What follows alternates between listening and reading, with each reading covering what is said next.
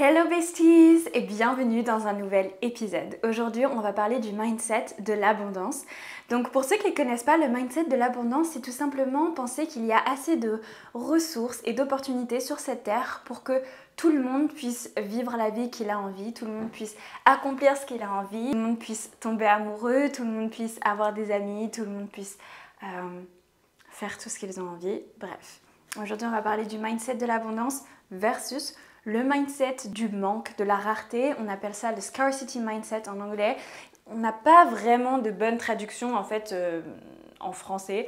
Du coup, on va prendre la traduction exacte de scarcity qui voudrait dire rareté ou manque. Et le mindset de la rareté, du coup, du manque, c'est caractérisé par le sentiment de concurrence et de manque. C'est-à-dire, c'est un peu cette pensée de si quelqu'un réussit quelque chose, ça veut dire que ce sera forcément au détriment d'une autre personne. Une personne, par exemple, devient millionnaire, ça veut dire qu'elle prend l'argent de plein de gens qui, à cause de ça, s'appauvrissent, etc. Voilà, c'est ce genre de pensée-là. Je voulais remettre quand même les bases au départ parce que, histoire que vous compreniez bien comment ça fonctionne, sachant que c'est pas forcément quelque chose dont on parle de ouf en France. Enfin, moi j'ai beaucoup lu de choses là-dessus, mais c'était principalement en anglais. Je regarde aussi pas mal de vidéos, mais c'était principalement en anglais. Du coup, voilà. Pour moi, c'est quelque chose qui est hyper important dans mon développement pour devenir une meilleure personne. Une personne plus riche de l'intérieur comme de l'extérieur. Et donc, j'avais envie d'en discuter un petit peu avec vous. En fait, le mindset de l'abondance ou de la rareté, c'est tout simplement une manière d'appréhender la vie et d'interpréter tout ce qui se passe autour de toi. De manière générale, le mindset du manque, de la rareté, il vient de l'enfance, de notre éducation. Moi, je sais que j'ai eu longtemps ce mindset-là. Par exemple, les parfums. Pour moi, c'était vraiment un truc luxueux, un truc inaccessible. On n'achète pas souvent du parfum, ça coûte très cher. Et quand j'étais plus jeune, c'était vraiment genre un truc très précieux dont je n'avais pas les moyens de me l'acheter. Et donc en fait, il y a ma maman qui était partie en voyage qui m'a rapporté un parfum, c'était un diesel.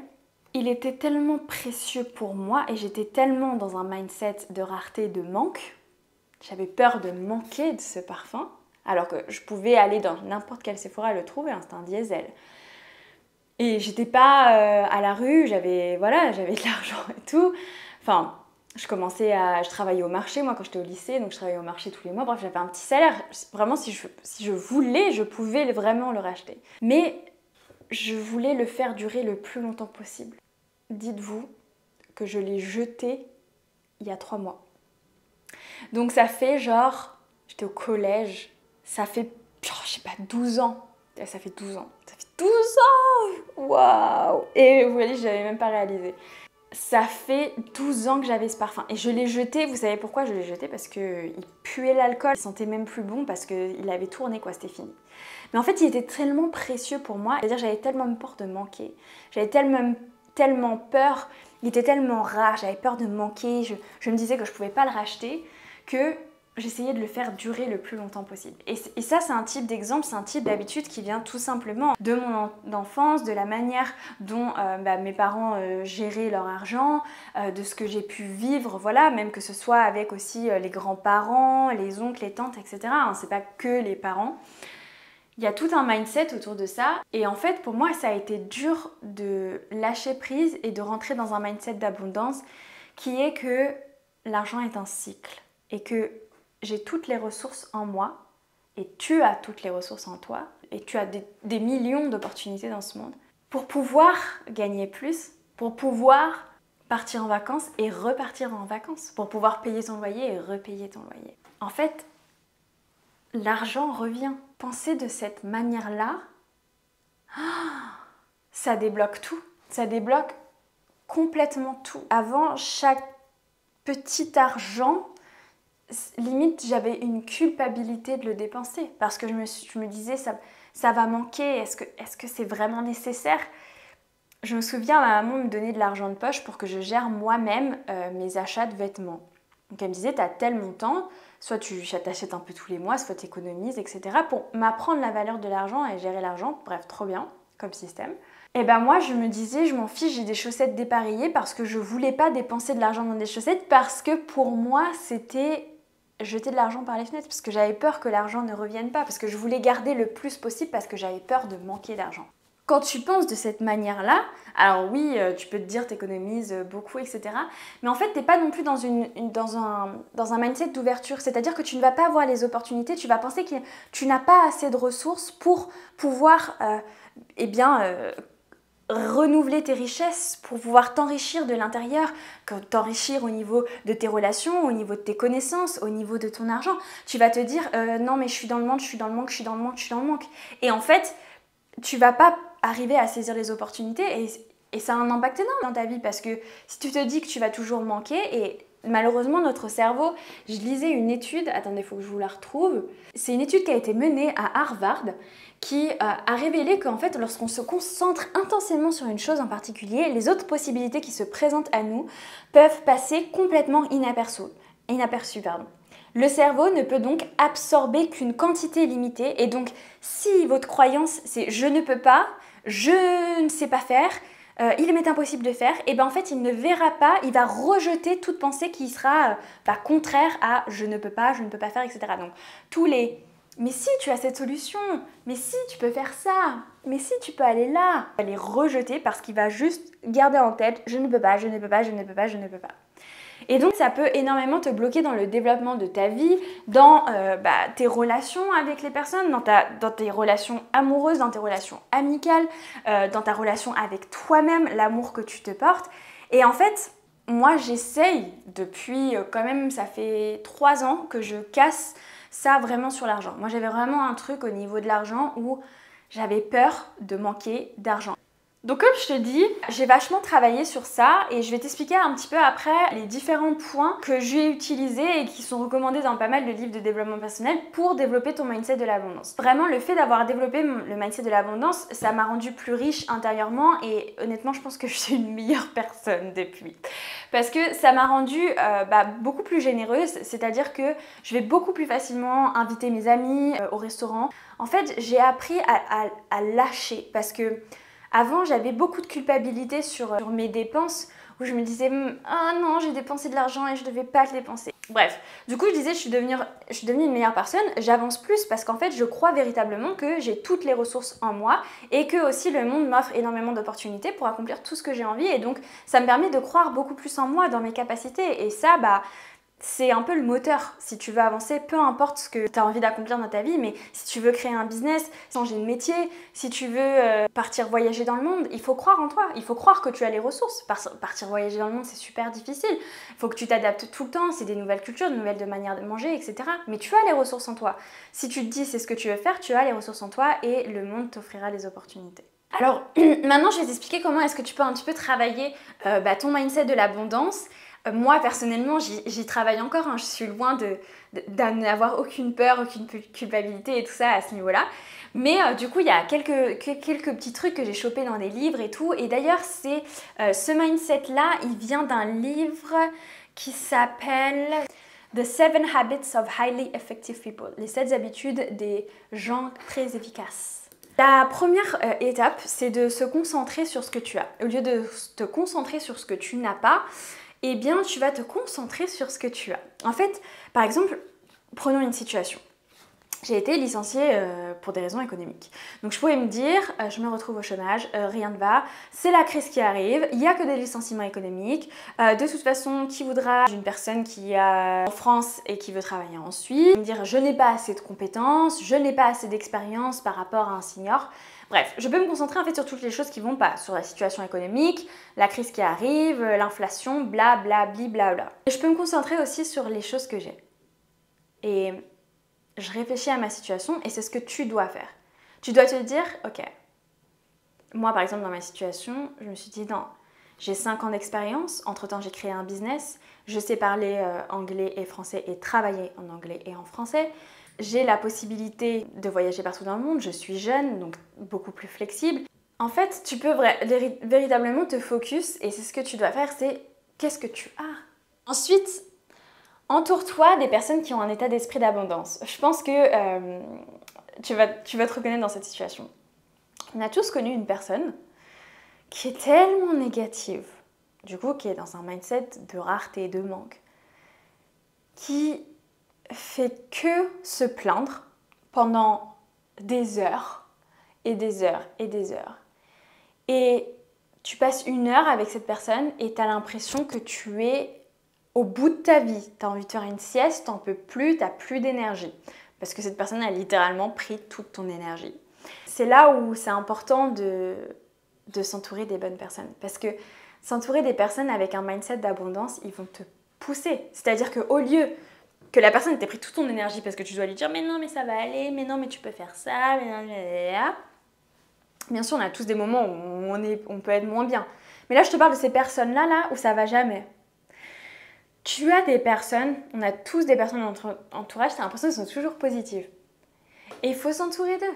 C'est eux que tu veux qui te disent « mais non, mais tu peux le faire, mais vas-y, mais non, mais attends, tu sais quoi, la semaine dernière, je pensais, voilà, il y a ma belle-sœur qui m'appelle juste avant que j'enregistre ce podcast, qui me dit « mais non, mais tu sais quoi, il y a telle et telle personne qui a partagé mon truc et tout, c'est ouf, hein. » Elle m'a donné un boost d'énergie de ouf. Et c'est ça qu'on veut en fait, c'est un boost d'énergie de ouf. On veut être entouré de personnes positives, qui voient les choses positives. Du coup, moi, j'ai entendu sa réussite et tout, j'étais trop contente pour elle. Et je me dis, ok, je suis boostée à fond, je suis au max parce qu'elle m'a partagé sa joie.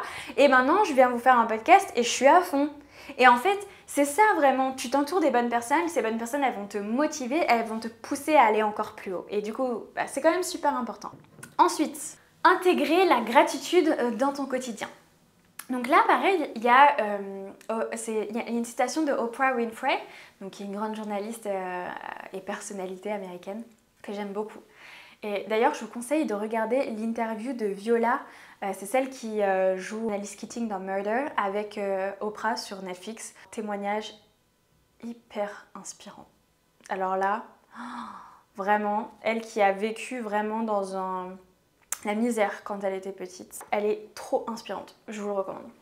Du coup, Oprah Winfrey dit « Si vous regardez ce que vous avez dans la vie, vous aurez toujours plus. Si vous regardez ce que vous n'avez pas dans la vie, vous n'en aurez jamais assez. » C'est complètement vrai. D'ailleurs, il y a une recherche qui a été faite en 2007 par Robert Emmons, professeur de psychologie à l'Université de Californie et aussi le chef fondateur du journal Positive Psychology, qui a fait des recherches sur la gratitude et il a découvert qu'en fait, l'expression de la gratitude améliore le bien-être mental et physique. Ça a un vrai impact sur notre bonheur et ça a des effets qui sont durables sur nous. Ce qui est décrit, c'est que tu ne peux pas être triste et avoir peur et à la fois être reconnaissant.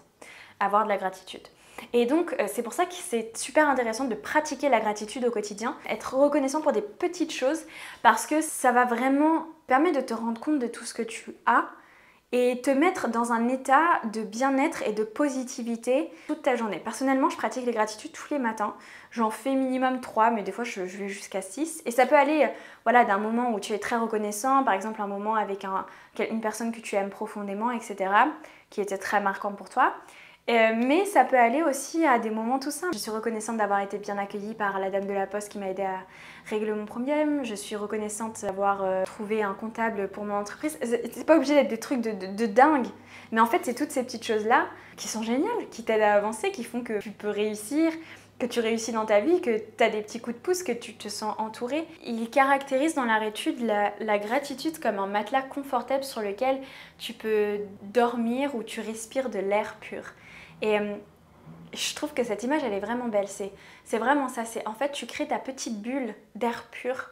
C'est que de l'amour, c'est que de l'abondance. Et je trouve que la gratitude, c'est vraiment un moyen de créer plus d'abondance dans ta vie. Personnellement, je le fais tous les matins depuis 3 ans.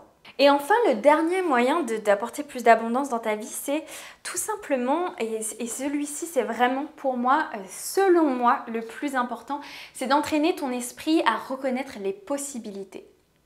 En fait, c'est ce que je t'ai dit au début du podcast. Il y a une étude qui a été faite donc, sur le cerveau qui dit qu'en fait, il peut absorber une quantité limitée d'informations.